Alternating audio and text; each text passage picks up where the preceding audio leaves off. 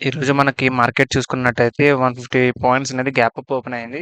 Gap up open అయ్యి మనకి కంటిన్యూస్‌గా డౌన్ సైడ్‌కి వెళ్ళింది. మళ్ళీ అప్ సైడ్‌కి వెళ్ళడానికి ట్రై చేసింది గానీ, ఇక్కడ కన్సాలిడేషన్ అవుతూ మనకి డౌన్ సైడ్‌కి వెళ్ళిపోయింది. ఈరోజు నేను తీసుకున్న ట్రేడ్ వచ్చేసరికి యాక్చువల్‌గా ఏంటంటే, ఈ స్టాక్‌లో ఈ అబోవ్ నేను లిమిట్ ఆర్డర్ ప్లేస్ చేశా. కానీ అది మార్కెట్ ఆర్డర్ కింద ప్లేస్ అయిపోయింది. సో, ఇది అనుకోకుండా ఇందులో ఎంటర్ అయిపోయాను నేను. యాక్చువల్‌గా ఏంటంటే, ఈ పైన నేను ఎంటర్ అవ్వాలి. సో, చూసుకున్నట్టయితే నేను అనుకున్నట్టు అప్ సైడ్‌కి వెళ్ళలేదు. సో, నార్మల్‌గా అయితే నాకిక్కడ లిమిట్ ఆర్డర్ ప్లేస్ అయ్యేది గాదు. కానీ మార్కెట్ ఆర్డర్ కింద ప్లేస్ అయింది గాబట్టి నాకిక్కడ ఎస్ఎల్ హిట్ అయింది. యాక్చువల్‌గా నాకు ఈ ఎంట్రీ అనేది ట్రిగ్గర్ అవ్వకుండా ఉండేది.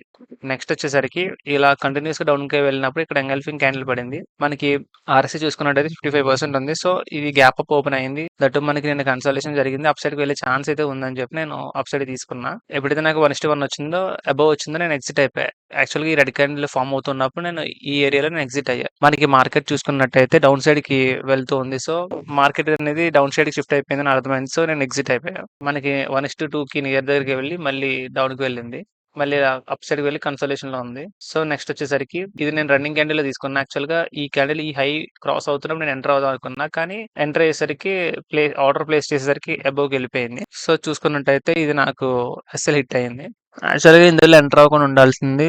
మనకి 20 ఎంఏ దగ్గరగా ఉంది గానీ 200 ఎంఏ దూరంగా ఉంది. సో, ఇక్కడ మనకి క్యాండిల్‌లో కూడా బేరిష్ సిగ్నల్ ఉంది. ఎంటర్ అవ్వకుండా ఉండాల్సింది. ఇది కంప్లీట్‌గా ఫోమో ఎంట్రీ. ఇది స్టాక్ చాలా ఎక్కువ పెరిగిపోయింది స్టార్టింగే. సో, ఇంకా పైకి మూవ్ అవుతుందని చెప్పి నేను ఎంటర్ అయిపోయా. మనకి ఆర్ఎస్‌సి చూసుకున్నట్టయితే 95% ఉంది. అగ్రెసివ్ ఎంట్రీ చూసుకున్నట్టయితే యాక్చువల్‌గా నేను ఈ ఏరియాలో నేను ఎస్ఎల్ పెట్టేసా.